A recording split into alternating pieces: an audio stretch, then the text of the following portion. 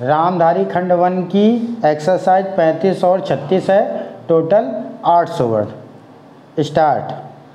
महोदय, मुझे इस संबंध में एक बात और कहनी है।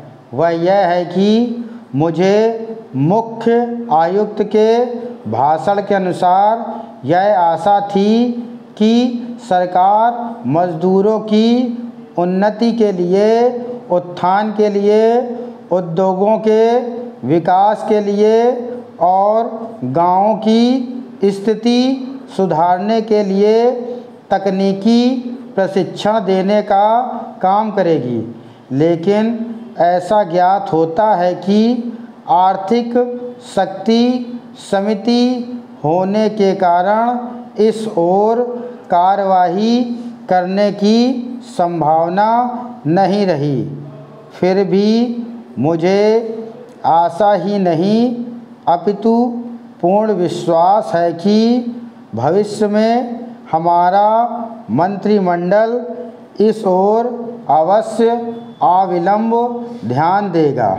इसी प्रकार से ग्रामीणों की अव्यवस्था सुधारने के लिए सरल घरेलू उद्योग धंधों को भी बढ़ाएगी, जो अभी तक नहीं के बराबर है। भारत की दृष्टि से कुटीर उद्योग बड़े उद्योगों की अपेक्षा अधिक लाभदायक है।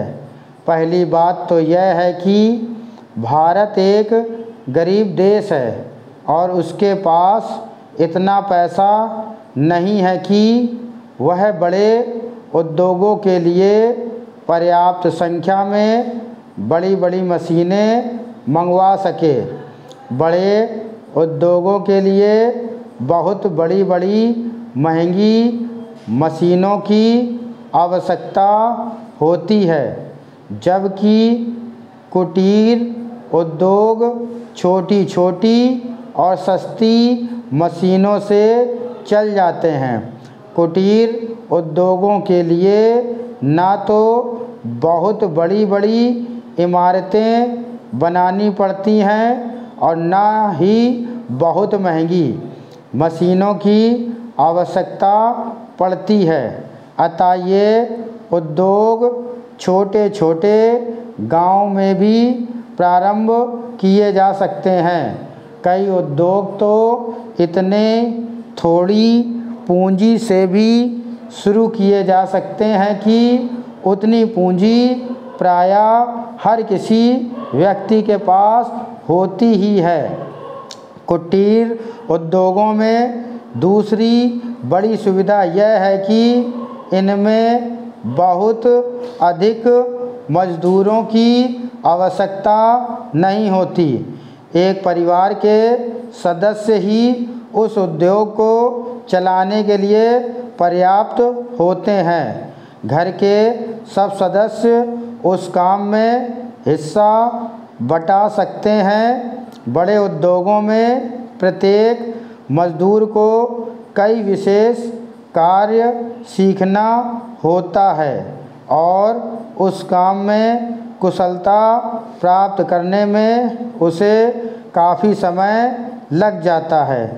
तीसरी चीज़ जो मैं आपके सामने रखना चाहूँगा वह यह है कि जो विचार और सुझाव आपके सामने प्रस्तुत किए गए हैं वे एक पवित्र, शुद्ध और जनता व प्रांत के हित को ध्यान में रख कर ही प्रस्तुत किए गए हैं और मुझे पूर्ण विश्वास है कि बिना किसी दलगत भावना के शिकार हुए आप उनकी जांच करेंगे और यदि वे जनहित की कसौटी पर खरे उतरे तो उन पर कार्रवाई करेंगे।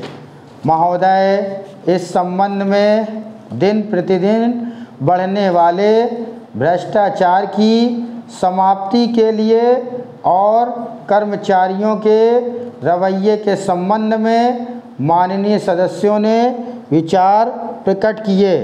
मैं समझता हूँ कि इससे कोई समझदार व्यक्ति इनकार नहीं करेगा कि भ्रष्टाचार को प्रोत्साहन नहीं देना चाहिए, अतः इस ओर विशेष ध्यान देने की आवश्यकता है। भ्रष्टाचार को समाप्त करने के लिए जो कठिनाइयाँ सरकार के समक्ष हैं, उन पर शीघ्र ही कदम उठाए जाने चाहिए। यदि सख्ती भी बरतनी पड़े तो चिंता नहीं, हमें ऐसे कदम उठाने ही हैं। मैं यह जानता हूँ कि बहुत से लोग, जिनमें कुछ हमारे साथी भी हैं, इसकी कुछ बातों का विरोध करते हैं, परंतु यदि हम देश की उन्नति चाहते हैं, यदि हम देश को आगे बढ़ाना चाहते हैं और विशेषकर यदि आप समाजवादी ढांचे के आधार पर, जिसको कि कांग्रेस ने देश के लिए निश्चित किया है, इस देश की व्यवस्था करना चाहते हैं, तो हमारे लिए आवश्यक है कि हम इस तरह से कदम उठाएं कि जिससे लोगों को अपनी जीविका सुंदर ढंग से कमाने के लिए साधन जुट जाए। वास्तव में यह सरकार, जिसने यह साहसपूर्ण कार्य किया है, इस कार्य के लिए सबसे अधिक बधाई की पात्र है। जो लोग यह आशा करते हैं कि हर एक काम उस ढंग से होना चाहिए जिसके लिए गांधी जी हमसे कहा करते थे, और जैसा कि अभी हमारे एक साथी कह रहे थे कि जिस तरह से सरकार ने इस संबंध में व्यवहार किया है, वह गांधी जी की नीति के अनुसार नहीं था। यही नहीं, उन्होंने तो एक तरह से कांग्रेस ने जो समाजवादी ढांचे पर समाज की व्यवस्था की नीति अपनाई है, उसका विरोध किया, और मेरी समझ में उनकी बात नहीं आती कि एक तरफ तो वह कांग्रेस के अंदर हैं और दूसरी ओर कांग्रेस द्वारा स्वीकार की हुई नीति का इस प्रकार से विरोध करते हैं। मैं समझता हूँ कि वह इस बात को भी जानते होंगे कि कांग्रेस द्वारा इस नीति को स्वीकार कराने वालों में अधिकतर तो वे लोग हैं जो गांधी जी के अनुयायी हैं और उनके सिद्धांतों में विश्वास रखते हैं।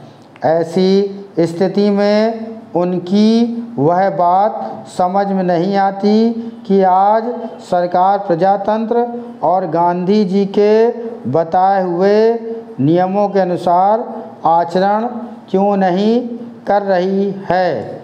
यह बात बिल्कुल ठीक नहीं है। स्टॉप।